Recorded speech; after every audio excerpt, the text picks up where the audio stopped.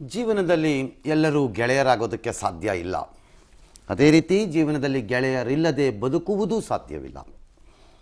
ಒಮ್ಮೊಮ್ಮೆ ನಾವು ಅಪ್ಪಿಕೊಂಡಿರುವಂತಹ ಗೆಳೆತನಗಳ ವಿಚಾರಗಳನ್ನು ನಾವೇ ಹೇಳಬೇಕು ಅನ್ನೋ ಸಂದರ್ಭ ಬಂದಾಗ ಸ್ವಲ್ಪ ಕಷ್ಟವಾದೀತು.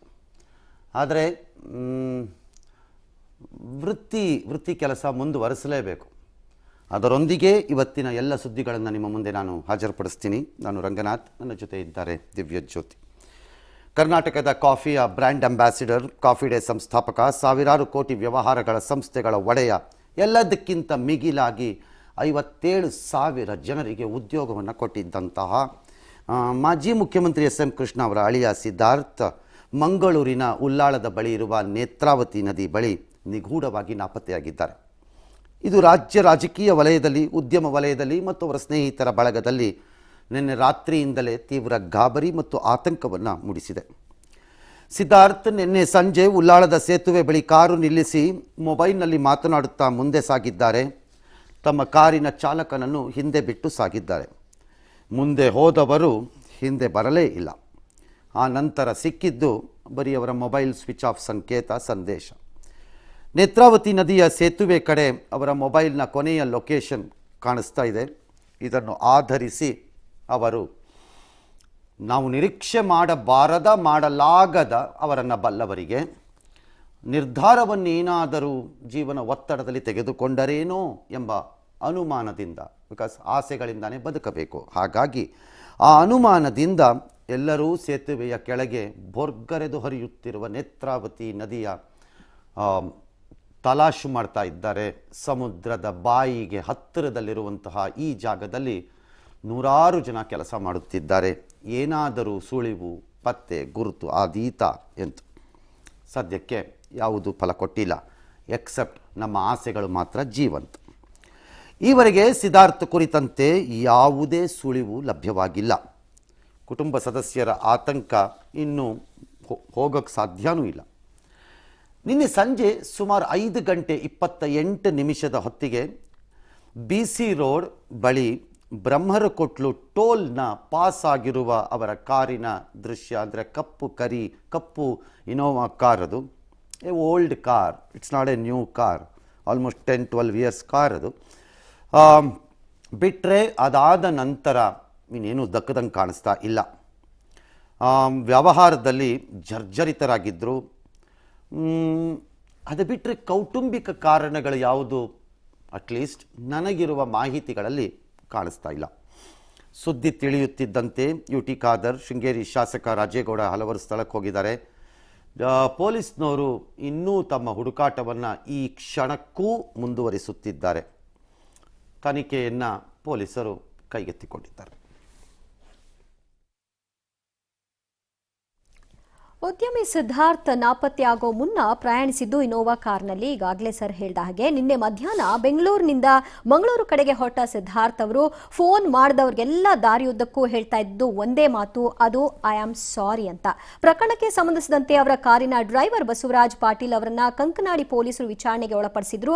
ಇನ್ನು ವಿಚಾರಣೆ ಮುಂದುವರೆದಿದೆ. ವಿಚಾರಣೆಯ ವೇಳೆ ಬಸವರಾಜ್ ಅವರು ಸಾಹೇಬ್ರು ಇಂಗ್ಲಿಷ್ನಲ್ಲಿ ಮಾತನಾಡ್ತಾ ಇದ್ರು, ಹೀಗಾಗಿ ನನಗೆ ಅದು ಅರ್ಥವೇ ಆಗ್ತಾ ಇರಲಿಲ್ಲ, ಮಾತಿಗೂ ಐ ಸಾರಿ ಅಂತಷ್ಟೇ ಹೇಳ್ತಾ ಇದ್ರು, ಹೇಳಿ ಕಾಲ್ ಕಟ್ ಮಾಡ್ತಾ ಇದ್ರು ಅಂತ ತಿಳಿಸಿದ್ದಾರೆ. ನೇತ್ರಾವತಿ ಸೇತುವೆಗೆ ಬರ್ತಿದ್ದಂತೆ ತಮ್ಮ ಪರ್ಸ್ ಹಾಗೂ ಇನ್ನಿತರ ವಸ್ತುಗಳನ್ನೆಲ್ಲ ಕಾರ್ನಲ್ಲಿ ಬಿಟ್ಟು ಸೇತುವೆ ಬಳಿಗೆ ಏಕಾಂಗಿಯಾಗಿ ನಡ್ಕೊಂಡು ಹೋದ್ರು. ಫೋನಲ್ಲಿ ಮಾತನಾಡಿಕೊಂಡು ನಾನು ಅವರನ್ನ ಹಿಂಬಾಲಿಸ್ತಿದ್ದೆ, ನೀನ್ ಬರಬೇಡ ಅಲ್ಲೇ ಇರು ಅಂತ ನನಗೆ ಸೂಚನೆ ಕೊಟ್ಟರು, ಹಾಗಾಗಿ ನಾನು ವಾಪಸ್ ಹೋದೆ.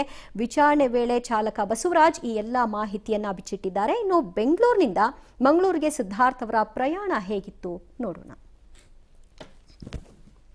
ಸಿದ್ಧಾರ್ಥ್ ಅವರ ಕೊನೆಯ 3 ದಿನಗಳ ಮಾಹಿತಿ ನಮಗೆ ಸಿಕ್ಕಿರೋ ಪ್ರಕಾರದಲ್ಲಿ ಕೆಲವೊಮ್ಮೆ ಅನಿಸತ್ತೆ ನನಗೂ, ಗೆಳೆತನಗಳಿಗೆ ದೊಡ್ಡತನ ಮತ್ತು ಶ್ರೀಮಂತಿಕೆ ಮತ್ತು ಬಡತನ ಮತ್ತು ಸಣ್ಣವರು ಎಂಬುದು ಅನಿಯಮ ಆಗಲ್ಲಂತೆ. ಕಾರಣ ಗೆಳೆತನ ಎಂಬುದು ಒಂದು ಮಾನಸಿಕ ಸ್ಥಿತಿಯಾಗಿರುತ್ತೆ. It's okay. ಸಿದ್ಧಾರ್ಥ್ ಬೆಳಗ್ಗೆ ಮಂಗಳೂರು ಹೇಗೆ ಹೋಗಿದ್ದಾರೆ ಅನ್ನೋಕ್ಕೆ ನಿನ್ನೆ ಬೆಳಿಗ್ಗೆ, ಅಂದರೆ ನಿನ್ನೆ ಸೋಮವಾರ ಬೆಳಿಗ್ಗೆ ಅಲ್ಲ, ಇವತ್ತು ಅಂದರೆ ನಿನ್ನೆ ಬೆಳಗ್ಗೆ ಸೋಮವಾರ, ನಿನ್ನೆ ಸೋಮವಾರ ಬೆಳಗ್ಗೆ 8 ಗಂಟೆಗೆ ಮನೆಯಿಂದ ತಮ್ಮ ಕಚೇರಿಗೆ ಪ್ರಯಾಣವನ್ನು ಮಾಡಿದ್ದಾರೆ. ಬೆಂಗಳೂರಿನ ಕಂಠೀರವ ಕ್ರೀಡಾಂಗಣದ ಬಳಿ ಇರುವಂತಹ ವಿಠಲ್ ಮಲ್ಯ ರಸ್ತೆಯಲ್ಲಿರುವ ಅವರ ಕೇಂದ್ರ ಕಚೇರಿಗೆ ಹೋಗಿದ್ದಾರೆ. ಹೋದ್ಮೇಲೆ ಮಂಗಳೂರಿಗೆ ಒಂದು ವಿಮಾನದ ಟಿಕೆಟ್ ಸಿಕ್ಕತ್ತಾ ಅನ್ನುವಂತಹ ಪ್ರಶ್ನೆಯನ್ನು ಅವರ ಆಪ್ತ ಸಹಾಯಕರ ಬಳಿ ಕೇಳಿದ್ದಾರೆ. ಆಗಿಲ್ಲ. ಅದಾದ ನಂತರ ಅವರು ವಾಪಸ್ಸು ಮನೆಗೆ ಬಂದಿದ್ದಾರೆ. ಆಗ ಸಮಯ ಸುಮಾರು ಒಂದು 11-11:30 ಈಚೆ ಆಚೆ ಸದಾಶಿವನಗರದಲ್ಲಿ. ಸುಮಾರು 12:30 ದಿಢೀರ್ ಒಂದು ನಿರ್ಧಾರವನ್ನು ತೆಗೆದುಕೊಂಡಿದ್ದಾರೆ. ಅದು ನಾನು ಕೊಂಚ ಚಿಕ್ಕಮಗಳೂರಿಗೆ ಹೋಗಿ ಬರ್ತೇನೆ, ನನ್ನ ಕಂಪನಿಯ ಮುಖ್ಯ ಲೆಕ್ಕಾಧಿಕಾರಿಗಳು ಮತ್ತು ಅವರ ಗೆಳೆಯರೂ ಆಗಿರುವಂತಹ ಶಾಲೆಯ ಸಂದರ್ಭದಲ್ಲಿ ಆಗಿರೋರನ್ನ ಭೇಟಿ ಮಾಡಿ ಒಂದಷ್ಟು ಕಾಗದ ಪತ್ರಗಳನ್ನು ಮಾತಾಡ್ಕೊಂಡು ಬಂದುಬಿಡ್ತೀನಿ ಅಂತ ಹೇಳಿದ್ದಾರೆ. ಎಲ್ಲರಿಗೂ ತಿಳಿಸಿ ಈ ಕಾರನ್ನು ತೆಗೆದುಕೊಂಡು, ಇಟ್ಸ್ ಎ ಓಲ್ಡ್ ಕಾರ್, ನಾನು ಯಾವಾಗಲೂ ಕೇಳ್ತಿರುವೆ ಯಾಕೆ ಅಂದರೆ, ಊರಲ್ಲಿರೋರೆಲ್ಲ ನಮ್ಮ ಕಾರಲ್ಲಿ ದೊಡ್ಡ ಕಾರಲ್ಲಿ ಹೋದರೆ ಗಮನಿಸ್ತಾರ್ರಿ, ಅವ್ರು ಹೋಗ್ತಿದ್ದಾರೆ ಅಂತ. ಯಾಕ್ರಿ ಬೇಕದು, ಒಂದು ಆರ್ಡಿನರಿ ಕಾರಲ್ಲಿ ಹೋಗ್ಬಿಟ್ರೆ ಯಾರು ಗಮನಿಸಲ್ಲ ರೀ ನಮ್ಮನ್ನು ಅಂತ ಹೋದರು. ಅರೌಂಡ್ 12:30 ಬಹುಶಃ ಹೊರಟಿದ್ದಾರೆ ಬೆಂಗಳೂರಿನಿಂದ. ಹೇಳಿ ಹೊರಟಿದ್ದ ಚಿಕ್ಕಮಗಳೂರಿಗೆ ಹೋಗಿಲ್ಲ, ಸಕಲೇಶಪುರಕ್ಕೆ ಹೋಗಿದ್ದಾರೆ. ಸಕಲೇಶಪುರದಲ್ಲಿ ನಿಲ್ಲಿಸಿದ್ದಾರೆ ಕಾರನ್ನು ಸ್ವಲ್ಪ ಹೊತ್ತು. ಬಿಕಾಸ್ ಚಾಲಕ ತನ್ನ ದೈಹಿಕ ಬಾಧೆಯನ್ನು ತೀರಿಸ್ಕೋಬೇಕು ಅಂತಿದ್ದಕ್ಕೆ ನಿಲ್ಲಿಸಿದ್ದಾರೆ, ತಾವು ಇಳಿದಿಲ್ಲ. ಅಲ್ಲಿಂದ ಮಂಗಳೂರಿಗೆ ಕಾರನ್ನು ತೆಗೆದುಕೊಂಡು ಹೋಗಿದ್ದಾರೆ. ಮಂಗಳೂರು ಅವ್ರಿಗೆ ಹೊಸದೂ ಅಲ್ಲ, ಹಾಗೆ ನೋಡಿದ್ರೆ ಹಲವಾರು ಗೆಳೆಯರು ಇರುವಂತಹ ಊರು, ಮತ್ತು ತಾನೂ ಒಂದು ಹಂತದಲ್ಲಿ ಓದಿದ ಊರು. ಹಾಗಾಗಿ ಅವರಿಗೆ ಗೊತ್ತು ಮಂಗಳೂರೇನು ಹೊಸದಲ್ಲ ಅವ್ರಿಗೆ ಜಾಗ. ಸಂಜೆ ರಾತ್ರಿ ಸುಮಾರು ಅರೌಂಡ್ 6:50-7 o'clock ಈ ರೇಂಜಲ್ಲೆಲ್ಲೋ ಒಂದು ಕಡೆ ಅವರು ಅಳಿವೆ ಬಾಗಿಲಿಗೆ ಬಂದಿದ್ದಾರೆ. ಅಲ್ಲಿಂದ ನೇರವಾಗಿ ಅವರು ಈ ನೇತ್ರಾವತಿ ಸೇತುವೆ ಹತ್ರ ಹೋಗಿದ್ದಾರೆ. ಈ ನೇತ್ರಾವತಿ ಸೇತುವೆಯ ವರ್ಣನೆಯನ್ನು ಆ ಭಾಗಕ್ಕೆ ಪ್ರಯಾಣ ಮಾಡದವರಿಗೆ ಯಾರಿಗಾರು ಕೊಡಬೇಕು ಅನ್ನೋದಾದರೆ, ನೇತ್ರಾವತಿಯ ಸೇತುವೆಯನ್ನು 2 ಕಟ್ಟಿದ್ದಾರೆ. ಒಂದು ಹಳೆಯ ಸೇತುವೆ, ಒಂದು ಹೊಸ ಸೇತುವೆ. ಹೊಸ ಸೇತುವೆಯಲ್ಲಿ ಒಂದು ಮುಖಕ್ಕೆ ವಾಹನವನ್ನು, ಹಳೆಯ ಸೇತುವೆಯಲ್ಲಿ ಇನ್ನೊಂದು ಮುಖಕ್ಕೆ ವಾಹನವನ್ನು ಬಿಟ್ಟಿದ್ದಾರೆ. ಈ ಹಳೆಯ ಸೇತುವೆ ಮಂಗಳೂರಿನಿಂದ ಕೇರಳದ ಕಡೆಗೆ ಹೋಗುವ ವಾಹನಗಳಿಗೆ ದಿಕ್ಕಿಗೆ ಜಾಗ ಕೊಟ್ಟಿದ್ದಾರೆ 2 ಲೇನ್ನಲ್ಲಿ. ಅಲ್ಲಿ ಹೋದಾಗ ಕಾರನ್ನು ಅಲ್ಲಿ ನಿಲ್ಲಿಸಿದ್ದಾರೆ. ನಿಲ್ಲಿಸಿದ ಮೇಲೆ ಕಾರಿನಿಂದ ಇಳಿದಿದ್ದಾರೆ. ಆಗ ಸಮಯ ಮೇ ಬಿ ಅರೌಂಡ್ 7:10, 7:15 ಈ ಥರ ಏನೋ ಒಂದು ಇರ್ಬೋದು, 10 ನಿಮಿಷ ಈಚೆ ಆಚೆ. ಅಲ್ಲಿ ಅಥವಾ ಇನ್ನೂ ಅಲ್ಲ, ಇನ್ನು ನನ್ನ ಪ್ರಕಾರದ 6:30 ಇರಬೇಕು. 5:28 ಅವ್ರು ದಾಟಿ 40 ಕಿಲೋಮೀಟರ್ ಬಂದಿದ್ದಾರೆ ಅಂತಂದರೆ ಮಸ್ಟ್ ಬಿ ಅರೌಂಡ್ 6 o'clock, 6:10, 6:50 ಇರಬೇಕು ಮೋಸ್ಟ್ಲಿ ಟೈಮ್ ಅದು. ಅಲ್ಲಿಂದ ತಮ್ಮ ಆಗಲೇ ಹೇಳಿದ್ದ ಜಾವೇದ್ ಜೊತೆ ಮಾತಾಡಿದ್ದಾರೆ. ಪ್ಲಸ್ ಇನ್ನೂ ಒಂದು 2 ಜೊತೆ ಆ್ಯಕ್ಚುಲಿ ಮಾತಾಡಿದ್ದಾರೆ. ಆ ಸಂದರ್ಭದಲ್ಲಿ ಇನ್ನೊಂದಿಬ್ಬರು ಅವರ ಕಂಪನಿಗೆ ಸಂಬಂಧಪಟ್ಟವ್ರ ಜೊತೆ 2 ಜೊತೆ ಮಾತಾಡಿದ್ದಾರೆ, 1-2 ಜೊತೆ ಮಾತಾಡಿದ್ದಾರೆ. ಪ್ರಾಬಬಲಿ ಭಾಳ ಬ್ಯುಸಿ ಬ್ರಿಡ್ಜ್ ಆದ್ದರಿಂದ, ಸೇತುವೆ ಆದ್ದರಿಂದ ಪೂರ್ವ ನಿರ್ಧರಿತ ಮನಸ್ಸು ಎಲ್ಲವನ್ನು ತೀರ್ಮಾನ ಮಾಡಿತ್ತೋ ಏನೋ, ಕಾಯ್ತಾ ಇದ್ರೇನೋ ಸ್ವಲ್ಪ ಕತ್ಲೆ ಆಗಬೇಕು ಅಂತ ಅದಕ್ಕೆ ಕಾಲ ಕಳೀತಿರಬೇಕು ಫೋನಲ್ಲಿ. ಮೋಸ್ಟ್ಲಿ ವಾಕಿಂಗ್ ಮಾಡ್ಕೊಂಡು ಹೋಗಿದ್ದಾರೆ. ಹೋದ ಮೇಲೆ ಚಾಲಕನನ್ನು ವಾಪಸ್ ಕಾರಿಗೆ ಕಳಿಸಿದ್ದಾರೆ. ನೀನು ಕಾರ್ಗೆ ಹೋಗು, ನಾನು ಮತ್ತೆ ಬರ್ತೀನಿ, 1 ನಿಮಿಷ ಮಾತಾಡ್ಕೊಂಡ್ಬರ್ತೀನಿ, ಫೋನ್ ಇದೆ ಅಂತ. ಹೋದವರು ವಾಪಸ್ ಬಂದಿಲ್ಲ. ಚಾಲಕ ಮಳೆ ಬಂತು ಅಂತನೋ ಏನೋ ಛತ್ರಿ ತೊಗೊಂಡು ಓಡಿದ್ದಾನೆ, ಸಾಹೇಬರು ನಡ್ಕೊಂಡೋಗಿದ್ದಾರೆ ಅಂತ. ಅಲ್ಲಿ ಕಾಣಿಸಿಲ್ಲ. ದೂರವಾಣಿ ಮಾಡಿದ್ದಾನೆ, ಫೋನು ಸ್ವಿಚ್ ಆಫ್ ಆಗಿತ್ತು. ಇಲ್ಲಿವರೆಗೆ ಲೈಫ್ ಸ್ವಿಚ್ ಆಫ್ ಆಗಿರೋ ಬಗ್ಗೆ ನಮ್ಗೆ ಯಾವ ಮಾಹಿತಿನೂ ಇಲ್ಲ. ನಾವು ಇಲ್ಲಿವರೆಗೂ ನಾಪತ್ತೆ ಅನ್ನೋ ಸ್ಟೇಟಸಲ್ಲೇ ಇದ್ದೀವಿ. ಇದಾದ ನಂತರ ಚಾಲಕ ಬಸವರಾಜ್ ಕೊಟ್ಟ ದೂರನ್ನು ಪೊಲೀಸರು ದಾಖಲಿಸ್ಕೊಂಡಿದ್ದಾರೆ. ಸರ್, ನಾನು ಇಲ್ಲಿವರೆಗೂ ನಿಮ್ಮನ್ನು ಗಮನಿಸಿದಾಗೆ ಇಷ್ಟೊಂದು ನೀವು ಬೇಜಾರು ಮಾಡ್ಕೊಂಡಿದ್ದು, ನೋವಲ್ಲಿರೋದು ನಾನು ನೋಡೇ ಇಲ್ಲ. ಇವತ್ತು ಅಂದರೆ ರಾತ್ರಿ ಇಡೀ ನಿದ್ದೆ ಮಾಡಿಲ್ಲ, ಮಾಹಿತಿಗಳನ್ನ ಪಡ್ಕೊಳ್ತಾನೆ ಇದ್ರಿ. ಅಷ್ಟೊಂದು ಅಟ್ಯಾಚ್ಮೆಂಟ್ ಕೆಲವು ಫ್ರೆಂಡ್ಶಿಪ್ಗಳಿಗೆ ಕೆಲವು ಅಟ್ಯಾಚ್ಮೆಂಟ್ ಇರುತ್ತೆ. For A pretty long time ಅಷ್ಟೇ. ನಾನು ಒಂದು ಹೇಳ್ತೀನಿ ಕೇಳಿ, ಏನಕ್ಕಾಗತ್ತೆ ಇದು ಅಂತ ಹೇಳ್ತೀನಿ, ಕೇಳಿಸ್ರಿ. ಮನಃಶಾಸ್ತ್ರದಲ್ಲಿ ಒಂದು ಬರುತ್ತೆ, ಈ ಲೋನ್ಲಿನೆಸ್ ಎಟ್ ದ ಟಾಪ್ ಅಂತ.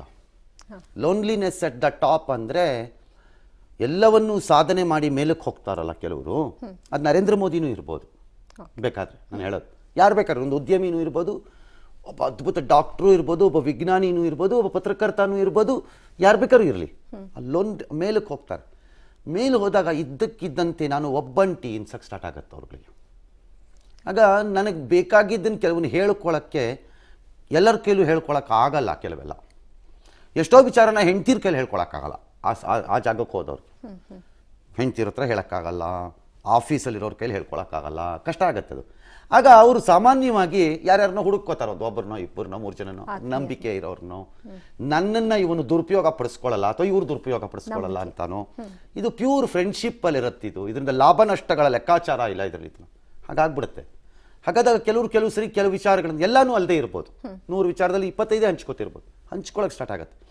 ಅಲ್ಲಿ that is where your true friendships will start reflecting. ಗೆಳೆತನಗಳಿಗೆ ಟೆಸ್ಟ್ ಸಿಕ್ಕೋದೇ ಅಲ್ಲಿ. ಆ ಮಾಹಿತಿಗಳು ಅಲ್ಲಲ್ಲೇ ಉಳಿಬೇಕು, ಆ ಮಾಹಿತಿಗಳು ಹಂಗಂಗೆ ಇರಬೇಕು. ಹಾಗಾಗಿ ದೀರ್ಘಕಾಲದ ಪರಿಚಯ ಇದ್ದಾಗ ಈ ರೀತಿ ದಿಢೀರ್ ಘಟನೆಗಳನ್ನು, ನಾವು ಬಲ್ಲವರಿಂದ ನಿರೀಕ್ಷೆ ಮಾಡದಂತಹ ಘಟನಾವಳಿ ಬಂದುಬಿಟ್ಟಾಗ ಕೆಲವು ಸರಿ ತಡ್ಕೊಳ್ಳೋದು ಕಷ್ಟ ಆಗ್ಬಿಡುತ್ತೆ. ಅವನು ವೀಕ್ ಹಾರ್ಟೆಡ್ಡೇ ಆ ಮನುಷ್ಯ, ಬಹಳ ಬಹಳ ವೀಕ್ ಹಾರ್ಟ್ ಫೆಲೋ. ಇಂಥದ್ದೇ ಚಿಂತೆ, ಸದಾಕಾಲ ಆತ್ಮಹತ್ಯೆ ಚಿಂತೆ, ಸದಾಕಾಲ ನಾ ಬದುಕಲ್ಲ ಅನ್ನೋ ಚಿಂತೆ, ಸದಾಕಾಲ ನಾನು ಯಾಕಿರಬೇಕು ಅನ್ನೋ ಚಿಂತೆ ಅನ್ನೋದೇ ಆಗಿದ್ದಿದ್ರೆ ಹೀಗೇ ಮಾತಾಡ್ತಿದ್ದ ಲೈಫ್ ಲಾಂಗು ಅಂತ ಅವನ ಬಗ್ಗೆ ನೀವು ಹೇಳ್ಬಿಡ್ಬೋದು ಯಾರ್ದಾರ ಬಗ್ಗೆ. ಹಾಗಿಲ್ಲದಿದ್ದಾಗ ನಿಮಗೆ ಯಾಕಾಯಿತು ಅನ್ನೋದೇ ಅರಿವಾಗಲ್ಲ.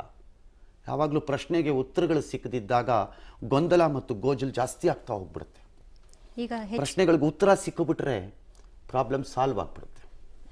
ಪ್ರಶ್ನೆಗಳಿಗೆ ಉತ್ತರ ಸಿಕ್ಕಲ್ಲ. ನಾನಿವತ್ತಿರೋ ಸ್ಟೇಜು ಅಷ್ಟೇ, ನಮಗೆ ಪ್ರಶ್ನೆಗಳಿಗೆ ಉತ್ತರ ಇಲ್ಲ. ಅವ್ರು 2-3 ಪ್ರಶ್ನೆಗಳಿಗೆ ಏನೋ ಉತ್ತರ ಕೊಟ್ಟಂಗೆ ಕಾಣಿಸ್ತಿದೆ ನನಗೆ ಮೇಲ್ನೋಟಕ್ಕೆ. That's okay, but as a life it's not answers. ಹಂಗೆ ಕಷ್ಟ.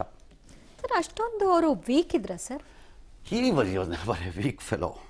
ವೀಕ್ ಇದ್ದವರು ತುಂಬ ಸಣ್ಣ ಮೊತ್ತ ಇಟ್ಕೊಂಡು ಒಂದು ಸಾಮ್ರಾಜ್ಯವನ್ನು ಕಟ್ಟಬೇಕು, ನಾನು ದೊಡ್ಡದು ಮಾಡಬೇಕು, ಜನನ ಚೆನ್ನಾಗಿ ಇಟ್ಕೋಬೇಕು ಅಂತಲ್ಲ. ಅಷ್ಟೊಂದು ಜನಕ್ಕೆ ಆಗಲ್ಲ. 57,000, 55,000 ರಿಂದ 57,000 ಜನ ವರ್ಕ್ ಫೋರ್ಸ್. ಅವರೇನೋ 30 + 20,000 ಅಂತ ಲೆಕ್ಕ ಕೊಟ್ಟಿದ್ದಾರೆ ಅವ್ರ ಲೆಟ್ರಲ್ಲಿ. ನನ್ನ ಲೆಕ್ಕಾಚಾರದಲ್ಲಿ ಅದೊಂದು 57,000-58,000 ಇರಬೇಕು ಲೆಕ್ಕಾಚಾರದಲ್ಲಿ. ಆ ನಂಬರ್ಸ್ ಎಲ್ಲ ಉದ್ಯೋಗಗಳು ಸೇರಿ. ಕಾಫಿ ತೋಟ ಅದು ಎಲ್ಲ ನನಗೆ ಒಂದನ್ನವರು ಯಾವಾಗಲೂ ಅನ್ನೋರು, ನಾನು ಕೇಳುವಾಗೆಲ್ಲ, ರೀ ತುಂಬ ಮಕ್ಕಳುಗಳಿಗೆ ಓದಿಸೋದು ಗಿತ್ಸೋದೆಲ್ಲ ತುಂಬ ನಡೀತಿತ್ತು ಅವ್ರ ಕಂಪ್ನಿ ಒಳಗಡೆ. ಯಾಕ್ರಿ ಅಂತಾರೆ, ನೋಡ್ರಿ ಒಂದು ದೊಡ್ಡ ಕಂಪನಿಗೆ ಒಳ್ಳೊಳ್ಳೆ ವರ್ಕರ್ಸ್ ಹೆಂಗೆ ಬೇಕೋ ಹಾಗೆ ವರ್ಕರ್ಸ್ಗೆ ಹೆಂಗೆ ಒಳ್ಳೊಳ್ಳೆ ದೊಡ್ಡ ಕಂಪನಿ ಬೇಕೋ ಹಾಗೆ ದೊಡ್ಡ ಕಂಪನಿಗೂ ಒಳ್ಳೊಳ್ಳೆ ವರ್ಕರ್ಸ್ ಇರಬೇಕಲ್ರಿ ಕಟ್ತಿದ್ರು. ಹಾಗಾಗಿ ವೀಕು ಗೀಕು ಎಲ್ಲ ನಾನು ಅಂದ್ಕೊಳ್ಳಲ್ಲ. ಬಟ್ ಆ ಒತ್ತಡವನ್ನು ಅವರಿಗೆ ನಿಭಾಯಿಸ್ಲಿಕ್ಕೆ ಆಗ್ಲಿಲ್ವಾ ಅಂತ ಯಾರು ಕೇಳಿದ್ರೆ ಆಗಲಿಲ್ಲ. he failed in facing those challenges. ಆ ಸವಾಲುಗಳನ್ನು ಎದುರಿಸೋದ್ರಲ್ಲಿ he miserably failed. But fail ಆಗೋ ಮೂಲಕ ನಾಪತ್ತೆ, ಈಗ ಸದ್ಯಕ್ಕೆ ನಮಗಿರೋ ಪ್ರಕಾರದಲ್ಲಿ ಈ ನಾಪತ್ತೆನೇ ಇಟ್ಕೋತೀನಿ. ನಾನು ಇನ್ನು ಮುಂದಿಂದ ಏನು ನನಗೆ ಗೊತ್ತಿಲ್ಲ, ನಾನು ಹೇಳೋಕ್ಕೂ ಹೋಗಲ್ಲ ಅಂತ ನಾಪತ್ತೆನೇ ಇಟ್ಕೋತೀನಿ. ನಾಪತ್ತೆ ಆಗಬಹುದಾದ ಸನ್ನಿವೇಶವನ್ನು ತಲುಪುವ ಮೂಲಕ if he thinks he has won, no, you have failed.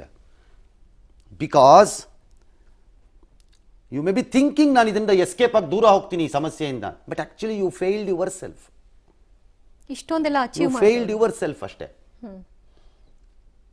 ಈ ಥರದ್ದು ಭಾಳ ಡಿಸ್ಕಷನ್ಸ್ ನಡೆದಿರ್ಬೋದು ನಮ್ಮಿಬ್ರಿಗೂ. ಒಂದೊಂದ್ಸರಿ ಯಾವಾಗಲಾದ್ರು ಮಾತಾಡೋದು. ನನಗೆ ಕೊನೆ ಕಾಲ್ ಇದ್ದಿದ್ದು ಶುಕ್ರವಾರ ಇರಬೇಕು, ಮೋಸ್ಟ್ಲಿ ಮೊನ್ನೆ ಶುಕ್ರವಾರ. ಒಂದು ಅವರೇ ನಮ್ಮ ವೈಯಕ್ತಿಕ ಕಾರಣಗಳು ಮೈಸೂರಿಗೆ ಹೋಗ್ತಾ ಇದ್ದಾಗ ಕಾರಲ್ಲೇ ಕೂತ್ಕೊಂಡು ಮಾತಾಡ್ಕೊಂಡು ಒಂದು ಅರ್ಧ ಗಂಟೆನೋ 3/4 ಗಂಟೆನೋ ಭಾಷಣ ಬಿಗಿದ್ರು. ನಾನು ಭಾಷಣ ಬಿಗಿದೆ, ಅವರು ಭಾಷಣ ಬಿಗಿದೆ.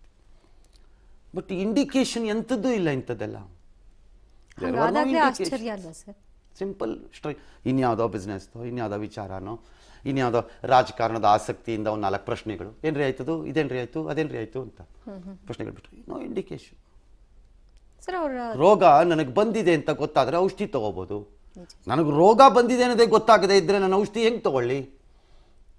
ಹೇಳ್ಕೊಂಡ್ರಲ್ವಾ ಸಮಸ್ಯೆ ಹೇಗೆ ತಗೊಳ್ಳೋದು? ಯಾವಾಗಲೂ ಅಷ್ಟೇ ಬಹಳ ಕಷ್ಟ.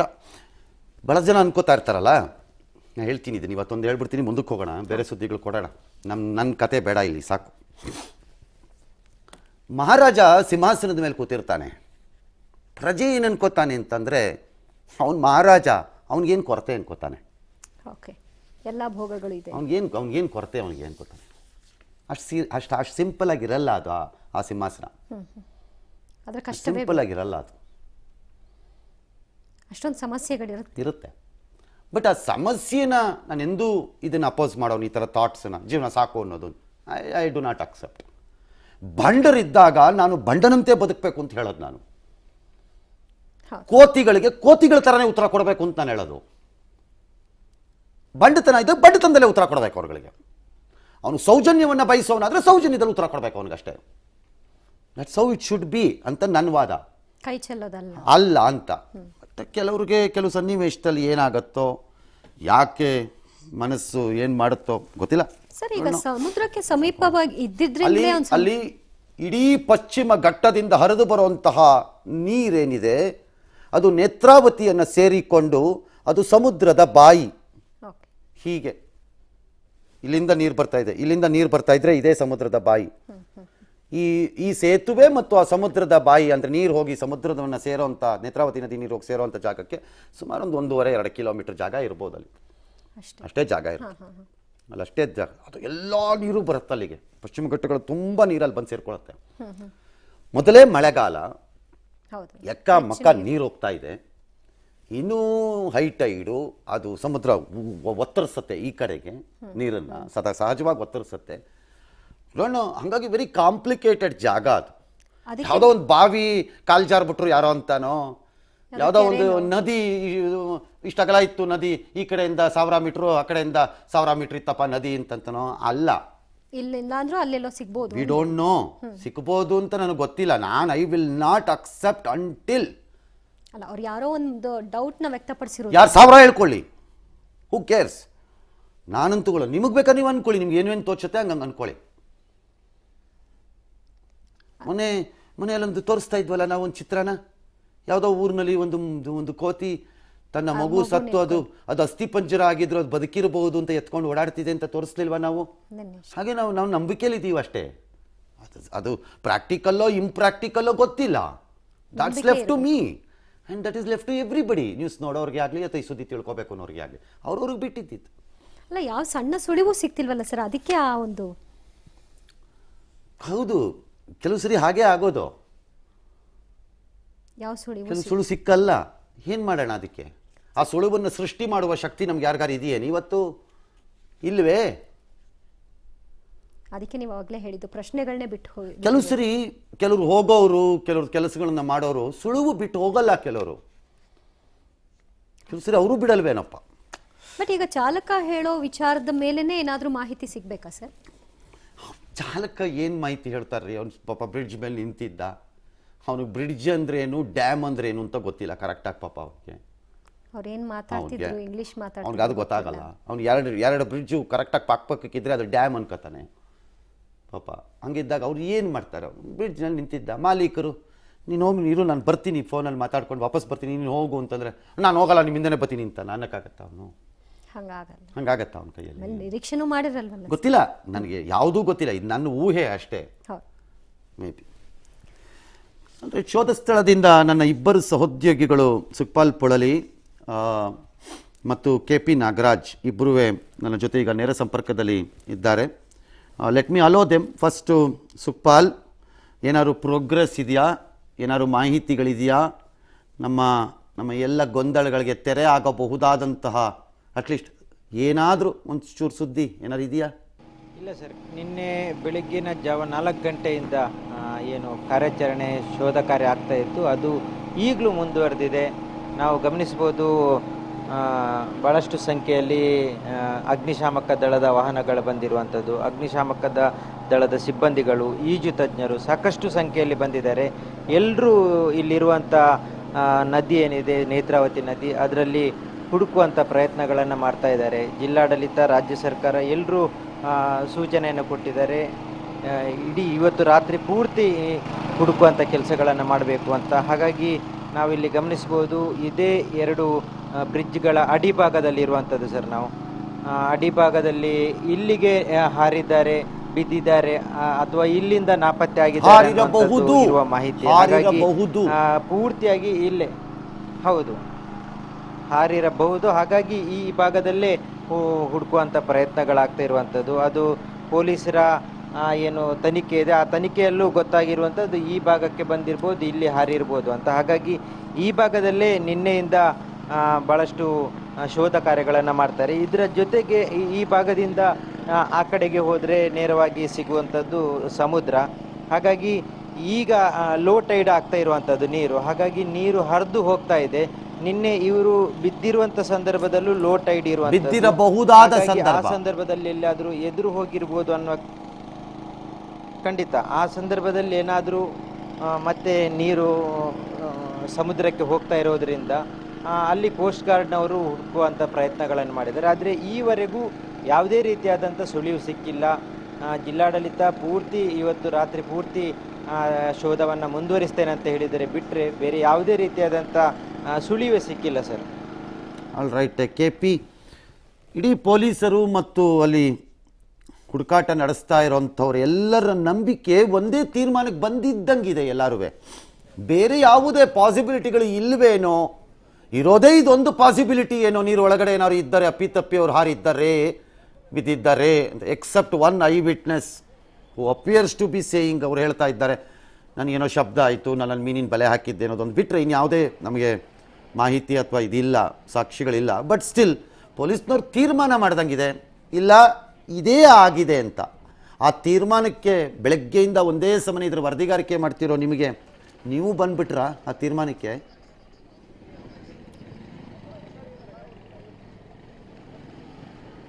ಇನ್ನು ಆ ಥರದ ತೀರ್ಮಾನಗಳಿಗೆ ನಾವೇನು ಬಂದಿಲ್ಲ ಸರ್. ಆದರೆ ಪೊಲೀಸ್ನವರ ಪ್ರಕಾರವಾಗಿ ಅವರ ಮೊಬೈಲ್ನ ನೆಟ್ವರ್ಕ್ ಪೊಲೀಸ್ ಅವರ ಪ್ರಕಾರವಾಗಿ ಇಲ್ಲಿ ಕೊನೆ ಲೊಕೇಶನ್ ಎಂಡ್ ಆಗಿದೆ ಅನ್ನುವಂಥದ್ದು, ಮತ್ತು ಶ್ವಾನ ದಳದ ಪ್ರಕಾರವಾಗಿ ಇಲ್ಲಿಗೆ ಬಂದು ಶ್ವಾನ ಬಂದು ನಿಂತಿದೆ ಅನ್ನುವಂಥ ಈ ಎರಡು ಸರ್ಕಮ್ಸ್ಟೆನ್ಸ್ ಜೊತೆಗೆ ಯಾರೋ ಒಬ್ಬರು ಬಿದ್ದರು ಅನ್ನುವಂಥ ಸೌಂಡ್ ನನಗೆ ಕೇಳಿಸ್ತು ಅನ್ನುವಂಥ ಒಬ್ಬ ಪ್ರತ್ಯಕ್ಷದರ್ಶಿಯ ಮಾತು. ಅವರೇನು ಸ್ಪಷ್ಟವಾಗಿ ಏನು ಕಂಡಿಲ್ಲ, ಅವ್ರು ಯಾರು ಯಾವ ರೀತಿಯಾಗಿ ಇದ್ರು ಅನ್ನುವಂಥದ್ದೇನು ಸ್ಪಷ್ಟವಾಗಿ ಕಂಡಿಲ್ಲ. ಆದರೆ ಪೊಲೀಸ್ನವರು ಆ ಥರದ ಒಂದು ನಿರ್ಧಾರಕ್ಕೆ ಬಂದಂತೆ ಕಾಣ್ತಾ ಇದ್ದಾರೆ ಸರ್ ಸ್ಪಷ್ಟವಾಗಿ. All right, thank you. ನಿಮ್ಮಿಬ್ಬರಿಗೂ ಹೆಚ್ಚಿನ ಕಿರುಕುಳ ನಾನು ಕೊಡಲ್ಲ ಅಂತ ಕಾಣುತ್ತೆ ನಿಮ್ಮಿಬ್ಬರಿಗೂ ಇವತ್ತು. Thank you, so nice of you, ಇಬ್ಬರಿಗೂ ಥ್ಯಾಂಕ್ಸ್. ಒಂದು ವಿರಾಮಕ್ಕೆ ಹೋಗ್ತಾ ಇದ್ದೀವಿ, ವಿರಾಮದಿಂದ ವಾಪಸ್ ಬರ್ತೀವಿ. ಯಾಕೆ ಎಲ್ಲವನ್ನೂ ಪಡೆದಿರುವ ವ್ಯಕ್ತಿ ಈ ರೀತಿ ಆಲೋಚನೆಗಳನ್ನು ಮಾಡ್ಬೋದು? ಯಾರೇ ಆಗಿರಲಿ, ಭಗವಂತ ಏನನ್ನೂ ಕಡಿಮೆ ಮಾಡಿರಲ್ಲ, ಕೌಟುಂಬಿಕ ಜೀವನದಲ್ಲಿ ಕೊರತೆ ತಂದಿರಲ್ಲ, ಆರ್ಥಿಕ ಶಕ್ತಿ ವಿಚಾರದಲ್ಲಿ ಯಾವುದೇ ಸಮಸ್ಯೆ ತಂದಿರಲ್ಲ. ಇರುತ್ತೆ ಆರ್ಥಿಕ ಸಮಸ್ಯೆ, 1000 ಇರ್ಬೋದು, ಬಟ್ ಅದನ್ನು ಎದುರಿಸೋ ಶಕ್ತಿ ಕೊಟ್ಟಿರ್ತಾನೆ ದೇವರು. ಸಮಾಜದಲ್ಲಿ ಗೌರವ, ಮನ್ನಣೆ ಎಲ್ಲವನ್ನು ಕೊಟ್ಟಿರ್ತಾನೆ.